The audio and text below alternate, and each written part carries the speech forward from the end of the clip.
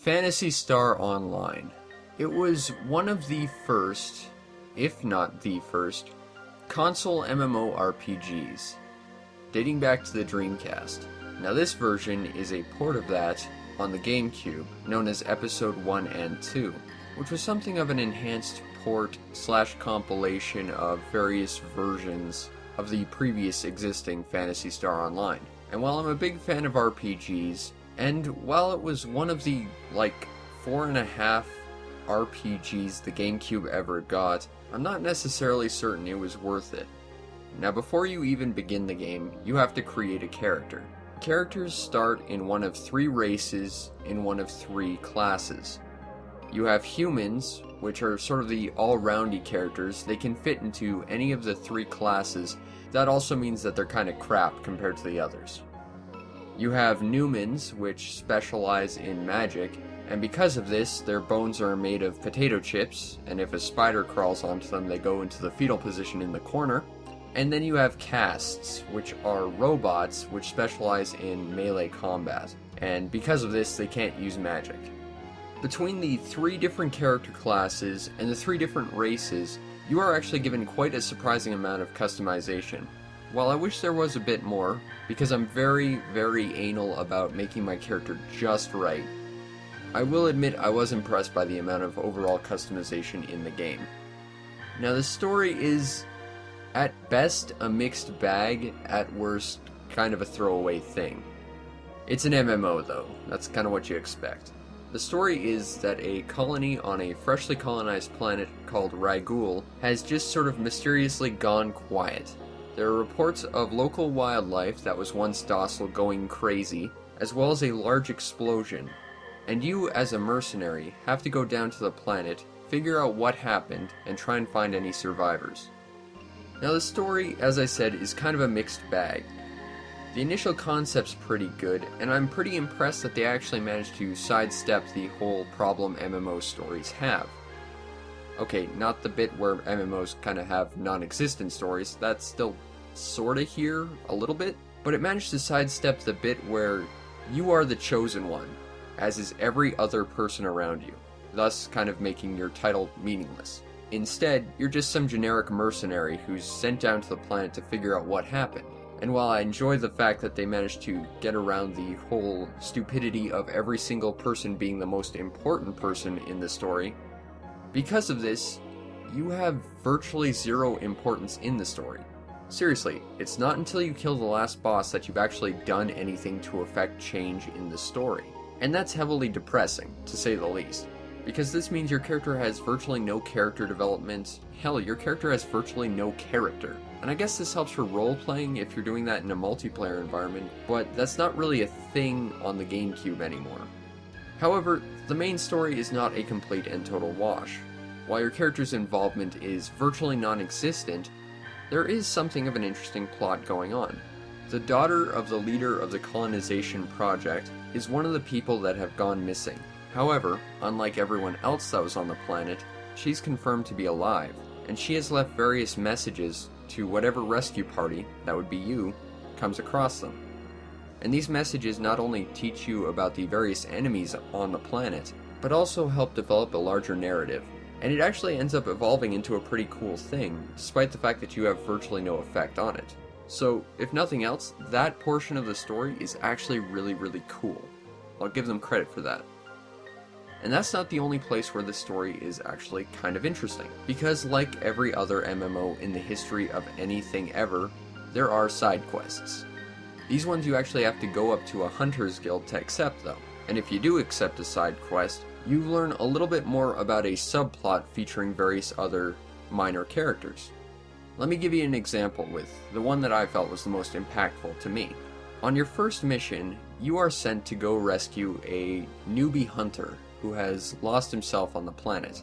However, you are considered too much of a newbie to do anything about it yourself, so you're teamed up with a professional, C.A.R.D the robot. As you clear enemies down on the planet, C.A.R.D will begin telling you about the complexities of combat, different enemies, different tactics, stuff like that. And because this professional hunter is so much higher level than you, not only does he give you sort of an aspirational goal to meet, but he also sort of becomes your rival, despite being a friendly one.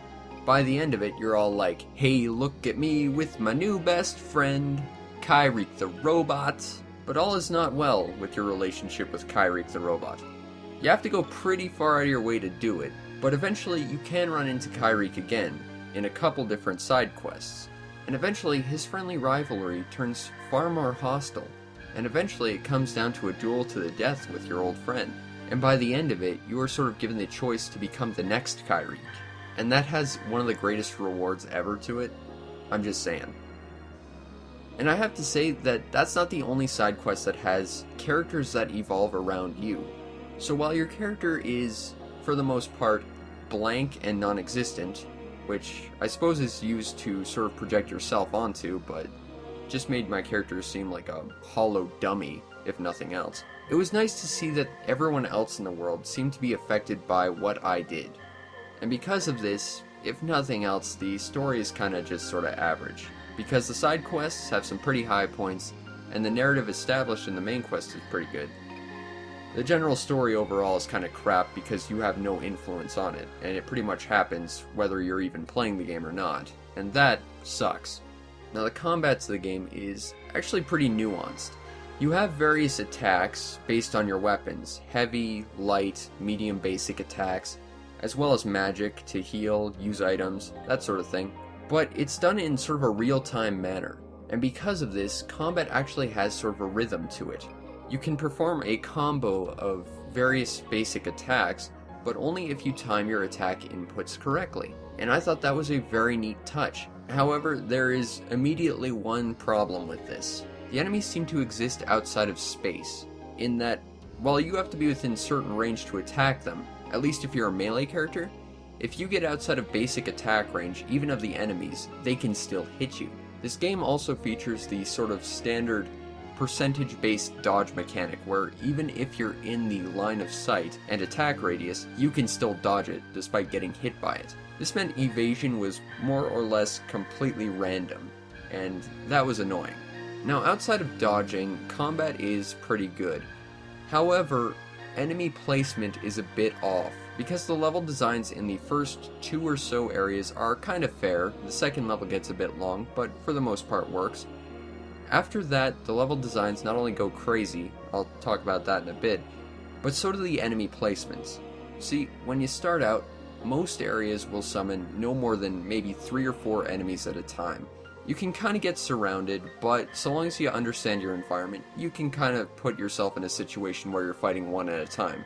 But Worlds 3 and 4 end up just kind of going crazy, because instead of having 3 or 4 basic units, you end up generally getting surrounded by a bunch of really quick flying guys, which can essentially attack you in between your combos, knocking you off balance. What's worse is they start introducing enemies that can not only block all of your attacks and then counter, but generally enemies that can do a massive amount of damage. So you could be trying to attack them, get stunned by one of these quick flyer guys, and there's generally about 12 or so around you at any time, and then one of the heavy hitters will just knock you down and kill you instantly. And while the only cost to death is the total amount of money you had on you when you died, it was very annoying, and in the later levels ended up coming down to me walking into a room, killing a single enemy, then leaving the room, having all the enemies reset themselves because their AI is really stupid. And combat-wise, that's kind of the biggest problem. The AI is very dumb, so it felt like the developers wanted to overcompensate by just having a lot of them to swarm you. And while this isn't much of a problem if you're playing multiplayer, again, that's not really a thing that happens anymore. So you're kind of left completely surrounded, having to rely on cheap shot tactics just to even survive. And that's no fun, that just drags out fights and makes it incredibly boring. And while we're talking about things that bothered me about the enemies, look at these guys. These guys are Boomas. With the exception of the third area, there is an enemy that looks exactly like this in every world. Yeah, while they did have a few different enemy types in each area, they always seem to rely on this same skeletal structure and basic model, which attacks the same way regardless of which version you're fighting. And that is just boring. Now I can't talk about combat without focusing on what was probably the coolest thing about this game, mags. Because mags aren't just a really crappy multiplayer shooter on the PS3 anymore. No, instead, mags in PSO are these little robot option guys that follow you around. Now, what do? Well, aside from being creepy stalkers, they are pieces of equipment that evolve with you. See, every 3.5 minutes, your mag gets hungry. You can feed your mag various healing items, and they'll boost stats. You can do this up to level 200. As they gain X amount of stats, they'll evolve and change based on how you fed them. And as they evolve, not only do they change their appearance, but they gain different buffs, as well as the ability to cast summons. They also exist as a permanent stat boost. They are equipment after all, and as you feed them, they'll boost your stats. So you can kind of pre-plan how you want your character to be set up, because equipment is based on stat percentages. You can't equip a better weapon until your attack power increases. And I'm honestly a bit depressed that I haven't seen anything quite like mags ever since. The sequel to this game, Phantasy Star Universe, kind of had a system sorta like this, but it was kinda completely throwaway, and we don't talk about it. Now, the level designs themselves are fairly large, enjoyable areas that have a fixed layout, but they'll swap some stuff around depending on where you are. Stuff like teleporters and mission objectives. So, while you have to go through the same area more than once, it always has a different feel, and I enjoyed that. What I didn't enjoy, however, was the fact that there are a total of 4 areas in the game. And while they do have different tile sets, at the very least, areas 3 and 4 just feel like they go on forever. Like, seriously, the first world had about 3 areas.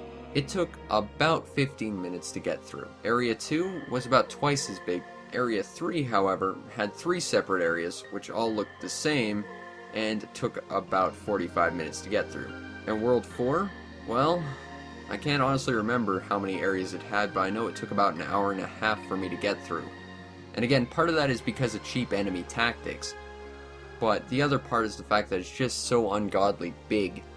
Seriously, I think what they should have done is maybe kept it the size of the second level, which I still felt was a little bit big, and just have twice as many. Because yeah, while you would have had to have developed twice as many assets, it would have prevented the game from feeling very samey and boring. Because by the end of it, the only reason I didn't quit out of the final area was because I died on the boss, and I just wanted to kill it, because I didn't want to have to reset the entire dungeon to try and do it again later. And that's not really a good motivator. The game itself looks okay. There's some really nice touches, like I really like the second area of the second dungeon, which is this nice little waterfall-ridden cave. I thought it looked really cool, and there were like little floating jellyfish and stuff. It was very nice looking. The third world is this technological compound. It looks quite nice. The fourth one is basically just dark and awful, and I've already voiced why I don't like that for a couple different reasons. But I think as a whole it looks pretty good, and I haven't even talked about episode 2. There's a couple nice areas in there as well, but I tended to play mostly just episode 1. And the soundtrack is not wildly memorable. Seriously, the only song I remember off the top of my head is the main world hub theme, and that's just because of how much time I spent buying stuff and putting stuff in the bank, getting from point A to point B, doing all the minutia stuff.